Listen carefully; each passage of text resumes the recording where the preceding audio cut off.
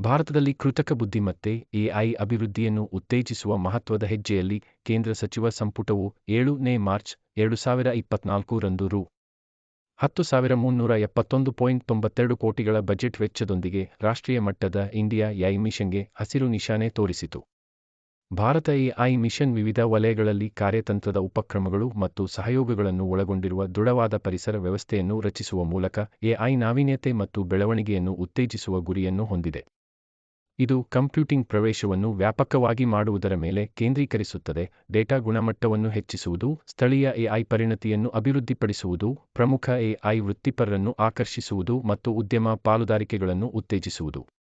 ಹೆಚ್ಚುವರಿಯಾಗಿ, ಇದು ಸ್ಟಾರ್ಟ್ಅಪ್ಗಳನ್ನು ಬೆಂಬಲಿಸುತ್ತದೆ, ಸಾಮಾಜಿಕ ಪ್ರಭಾವದೊಂದಿಗೆ ಎಐ ಯೋಜನೆಗಳ ಮೇಲೆ ಕೇಂದ್ರೀಕರಿಸುತ್ತದೆ ಮತ್ತು ಭಾರತದ ಎಐ ಲ್ಯಾಂಡ್ಸ್ಕೇಪ್ನ ಜವಾಬ್ದಾರಿಯುತ ಮತ್ತು ಅಂತರ್ಗತ ಪ್ರಗತಿಯನ್ನು ಖಚಿತಪಡಿಸಿಕೊಳ್ಳಲು ನೈತಿಕ ಎಐ ಅಭ್ಯಾಸಗಳಿಗೆ ಒತ್ತು ನೀಡುತ್ತದೆ.